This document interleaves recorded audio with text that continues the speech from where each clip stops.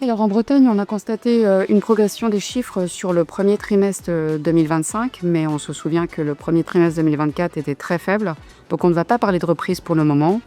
On sent qu'il manque encore certains paramètres pour réussir à retrouver effectivement un niveau satisfaisant, alors que pour autant nous avons effectivement une offre qui est bien présente, une qualité aussi de cette offre qui permet d'adresser tous les types de clients pour tout type de projet et pour tous les budgets. Alors, ce qui manque, ce qu'on ressent, c'est la confiance. Et la confiance, c'est pas la confiance en la qualité de nos logements, ni en la qualité des promoteurs. Ça, on est capable de faire effectivement ce qu'il faut pour les accompagner. Ce qui manque, c'est la confiance avec ce contexte économique, ce contexte international.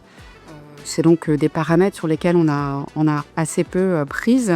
Ce qui veut dire que, encore une fois, il faut qu'on soit présent pour les accompagner, pour les aider à comprendre quels sont effectivement les dispositifs qui peuvent les aider. Le PTZ, l'élargissement du prêt à taux zéro en est un, la possibilité de donation en faveur de l'acquisition d'un logement neuf également. Aujourd'hui, les taux ont baissé. Les banques sont prêtes à prêter, donc tous ces facteurs, malgré tout, favorisent l'acquisition. Et puis on voit aussi que dans un contexte compliqué, avoir un projet immobilier, un projet concret, tangible, ça permet aussi de contrer cette volatilité de notre environnement.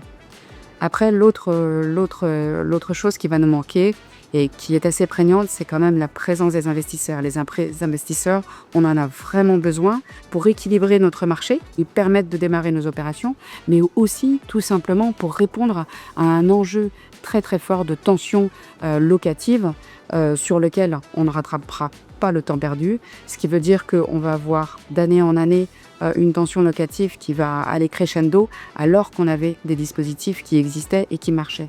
Donc on espère vraiment que le statut du bailleur privé ira au bout pour contrer enfin ce manque d'investisseurs sur nos programmes.